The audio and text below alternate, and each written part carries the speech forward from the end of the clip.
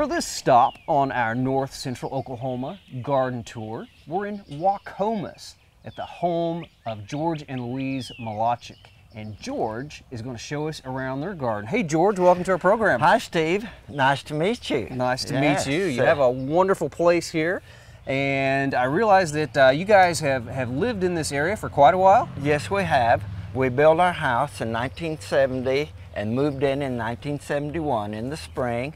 And we have just kind of evolved from those little over 30 years now into what we call our personal little garden and arboretum. Okay, had you guys been interested in gardening before you moved here? Well, being a little farm boy, I was always interested in growing things. Sure. And so, but when we were younger and raising our family, we were involved in trying to make a living. And we were working all the time, and so we didn't have big flower beds. Always had a vegetable garden though. Okay, well you guys have certainly been busy putting in a lot of planting areas here. And I understand that there used to be a couple of different homes on this site. Yes, right over here to my left used to be a bungalow type of house where my parents lived. And in 1970, when we decided to moved to Waukomis from Enid, we were looking for a home site, and my dad came up to us and he said, you know, he said, we need to kind of scale down a little, and would you be interested in building on this piece of property? And he promised us that they wouldn't interfere with our lives, and so we agreed to do that. And so we just bought this first little area here where the home is, and then as my parents grew older and older, and they had to slow down more and more, we continued to buy more of the property until finally, when my mom died in 1995, we got the last of the property and her house, and we sold the house and had it moved. And so kind of in memory of my parents and even my wife's parents, we decided that we would do this garden. Okay, so your garden has just grown and grown over the years, and it's pretty good size right now. And it is still growing. Okay, and we have approximately 5 acres here. And so it's enough to keep us busy. Like I told you earlier, when I go out in the morning, I'm spry and I'm ready to work. At night, I'm on all fours crawling back into the house. After a hard day of gardening. Yes. Okay, well out here in Waukomis, just a little bit south of Enid, pretty close to the Air Force Base, so we get a little flyby every once in a while. We get some wind out here because it's sort of on the plains. Yes, it is. And you've done a really good job of creating a nice oasis here with the fence, the privacy fence you guys have put up, and you got a nice vine growing on that. Yes, and that is Boston ivy on there, and of course it's deciduous to where it loses its leaves in the wintertime, but it always comes back. And what we were able to do with this is we don't have as much problem with the winter weather as we do with July and August. Sure. When we get those hot southwest winds. Sure, the scorching wind. And so part of the fence was to kind of protect this back from that scorching wind. And if you notice, we have a lot of shade in here. Sure. And so this tends to be our shade area, where we have our hostas and our heucheras and those type of plants. Yeah, I see you've got some columbine. Yes, we do. I really like the really tall plant back here. That's a plant I've tried to grow in Stillwater and haven't really had that much success. But the bugbane or the Semicifuga back there, how long have you had that plant? We have had it approximately 4 years. And it's one of those experiments that maybe 10 years ago wouldn't have been able to grow, but we've kind of changed the environment enough to where some plants that have been so difficult we're now able to succeed. Okay, you've got a great oasis. And this here. is, I think, our 2nd year that it's actually blooming. Okay, nice flower stalk on that plant. Really tall there in the shaded garden. Well, as we look over here at the near the back of the home, I see you've got some Kong coleus planted here. I mean, that is an impressive coleus plant. Those have been out for the last few years. And I see you've mulched with an interesting type of mulch. Can you tell us about that, George? Well, those are sweet gum balls. Okay. And if you pick one up, Steve, and we'll show the audience that they do have spikes on them. And we use these not only as mulch, but especially like this spring when it's been so wet, we get a lot of slugs. Yes. And when they dry out, they're sharp enough to when the slug crawls over him, it tears up his body. Okay. And so it's an anti-slug, natural type of prevention. Okay. Yes. Sometimes that'll even keep some of the dogs and cats from lying in the beds. Well, yes, with it those sweet gum balls. Well, George, I look at the deck here, and you guys have got some wonderful containers, very colorful. I love the big red tropical hibiscus there, and some large house plants, some oleanders. And where do you guys keep those in the wintertime? Well, I tell you what, I have behind us over here, I have a greenhouse. Okay. And when I built it, I told Louise, I said, it's way too small, but we'll go ahead and do this, and I'm after her to let me build another one. A bigger one. Yes. Okay. And so we put all of those plants in there because the oleander and the particularly hibiscus would not survive out in the open. And we're lucky enough to have that greenhouse. Great. Well, George, right here you've got a small water garden, and I understand that this is pretty new. It is. We did it this spring. For years we had a water pond in here, and you know how things happen. You start thinking about let's make some changes and so on.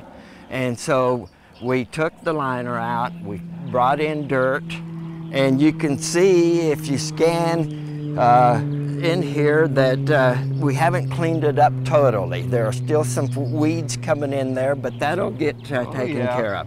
And so instead of the pond, I built this stream. Okay. And of course it's lined. Okay, and is there a pump below here? There's a pump here, and I run my hose to the other end, and it just recirculates. Okay, so there's sort of a tub underneath there? Yes.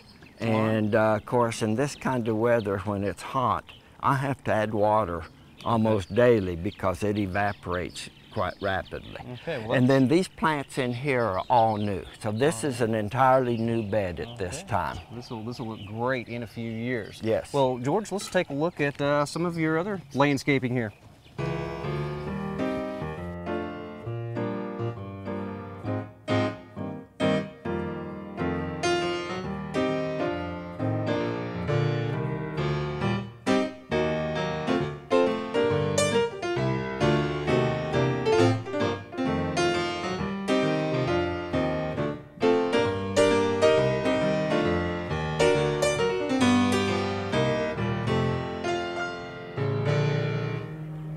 George, I really love this part of your landscape. It's quite diverse. I like the different levels of the beds, the berms, and I really like the big patches of perennials that you guys have here. You got one of the sedums back here. Which one is that's that? Autumn Joy. Autumn Joy, great flowers in the fall. Then you got the catmint. Catmint, yes, we do. Just big splashes of these notice this old forge here, and we have hen and chicks in there.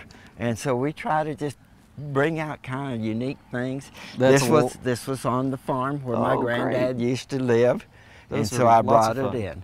Yes. A lot of fun making containers out of those things. It is. And you've picked the perfect plant for that metal container, those succulents, because sometimes that metal will heat up, and maybe something like petunias wouldn't survive the heat. Yes. Yeah, so good choice there. I like the big patch of the scabiosa or the pincushion flower. Yes, and it is a wonderful plant. We have even had it blooming in January and February when we've had a mild winter. It'll sometimes bloom for 10 months out of the year, and the butterflies out here, they love it. Lots of them. Yes, they love it. You can see that there's maybe just one or two out today, but I think after it warms up a little, that we'll see more of them showing up. Well, you guys are such great garden designers, I think. I love just the pathways, the way they kind of fork and branch and go to different areas, and you've got the bermed up areas and the plants, the tall plants here, the shrubs, and it's just real exciting to come and visit your garden, because as you're walking through, you don't know what you're going to find when you come around the corner there. So. And this was the purpose for it, is when someone's coming here and they're going down this one lane and they look look over there and they say, I wonder what's over there. And so we tried to do that intentionally to spur the interest and want people just to go to the other part of this garden and see exactly what we have. And we, Steve, another thing we've tried to do is we've tried to kind of coordinate colors in this garden. Okay, well, you've done a great job with that. I love the Rocky Mountain junipers you got back here, the barberries, great mix of color, and you got some Dusty Miller. Does this overwinter for you? In a mild winter, it will, and this did overwinter. And I think when we really had the cold weather, we had some snow and ice cover, and that kind of protected it. Okay, great silver plant. Yes. Your pathways are great. I love the flagstone rock that you've got here. Makes for a great solid footing as you're walking through the garden. And right up here, I see you've got an arbor. Did you construct this arbor, George? Well, Louise saw a catalog with a picture of this arbor in it, and she said, George, can you build one like this? And she added that to your honey-do list. She did, and like a fool, I said yes. And so I called my friend, Gene Simrod, and they have a beautiful garden that maybe someday you ought to go and have it filmed. And so we got together and we just built it with basically no plans, and it's still standing. All treated wood? It is, yes. And we have a wisteria growing over it. When we started, we planted a wisteria in every corner. 4 wisterias. Okay, and, how did that work out? It didn't. You notice that we have only 1 wisteria left. Okay, maybe 3 too many there. Yes. Okay. Well, I think you did a great job. Great well, little, thank you. Sitting area. I love this shrub, George. This is really interesting. What do we got here? St. John's wort. Okay, St. John's wort. Yes, and you know, if a person is stressed out, they tell me that you can come here and chew on this plant and just get relaxed. Okay, so, maybe they ought to ask their doctor first. I would think so, yes. Well, as we move on through the garden, George, we change pathway materials. I think that's a really neat design idea. This is very soft, lots of pine needles here. Yes. Kind of changes as you move to different areas in the garden. And our Austrian pines drop the needles, and I just go out in the back and bring them in, and once or twice a year I have to replenish them. Okay, well I think it's a great pathway material. And then back here we've got your vegetable garden. Your garden just kind of keeps going on, and I understand this is a smaller version of what you normally plant out here? Yes, it is. And if you notice, over here I'm starting a new area which used to be part of a vegetable garden into native grass. I planted buffalo grass, I planted side oats grama, blue grama, and little blue stem in there. Okay, and so grasses. It's going to take a while to evolve.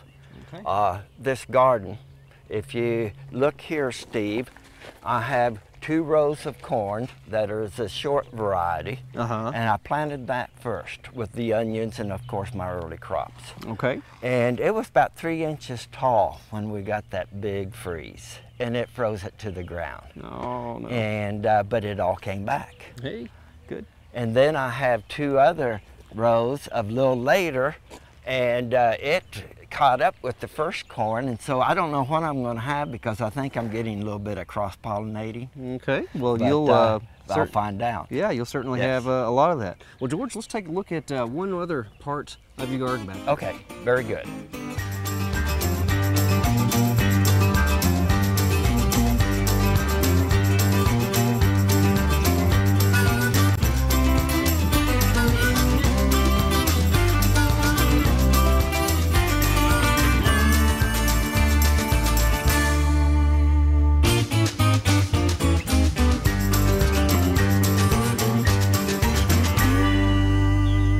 Well, George, your property really does just go on, and you've got it all landscaped. It all looks just great, just very lush, and I can tell you you're just a wonderful gardener. And as I look out here, I see quite a few trees and shrubs. What do you call that area? Well, we call this our Arboretum. Okay. And there are some native plants in here that we have tried, because I like to grow as much native as possible, but then there's some that we're trying to grow that normally might be a little iffy. And one new plant that I have is a desert willow. Okay. And so far it is doing great, and I just hope it continues. All right, you even got a few blooms on it there. Well, Yes. I think arboretum is an appropriate word for this area, your collection of trees and shrubs. Well, there's a lot of bird activity in this area, George, and I look up and you've got all kinds of bird houses here. What's going on here? Well, these are purple martins, and I started this probably 25, 30 years ago with one of these towers and 3 houses, and I build those towers myself. Okay. And you notice they have winches on them, and you can bring the houses down to clean them and so on. You have to make sure that you fight the house sparrow and the starlings, because they'll run the purple martins off, because the purple martin is kind of a meek bird. Sure. And they winter in Brazil. Did you know that? I knew it was a long ways away. I didn't realize it was Brazil. And so they start showing up in about maybe last of February into March. Okay. And eat a lot of mosquitoes, right? well, they eat anything that flies. Okay. Yes. Well, here you've got a way to kind of keep the sparrows under control. Yes, I do. Okay. It's How a trap. does this work? Well, you open these little doors in here and you put some grain in there, which is irresistible to sparrows. And when they get in here, they'll land on that, and that You got them. that closes it. And then I take them out and put them somewhere else. Okay, and Yes. you don't ever get the purple martins don't get caught in there? Well, by accident. If they're kind of squabbling, and they may fall down in there. And so that's why I keep monitoring it. Okay, and they don't eat the grain? No, they're strictly insect feeders. Okay. All right, well that makes sense. And I will get like cardinals and those kind of birds, and when I do, I release them. Just let them go? Yes. Okay. Well, you certainly do have a beautiful garden here, and I know it takes a lot of work. Do you do all this work yourself, George? Heavens, no. I've got a super partner. Okay, is this your partner right over here? Yes, it is. We're so pleased that you're here today. I'm the silent partner in this organization. Okay, and Louise, you guys definitely are we can tell how much work you do here, and it's you do a wonderful job. But it's a job of love. Okay. We love being out with nature. All right. Well, thank you so much for Well, Steve, I have one showing more us around. thing to say. Okay. Louise is the expert on the annuals and the perennials, and I know a little bit about shrubs and trees. So the two of us, we just we're a good pretty team. well together. Okay, Yes. great team. Good to hear. And she loves to work. Okay, George and Louise, thank you very much. Well, thank you, Steve.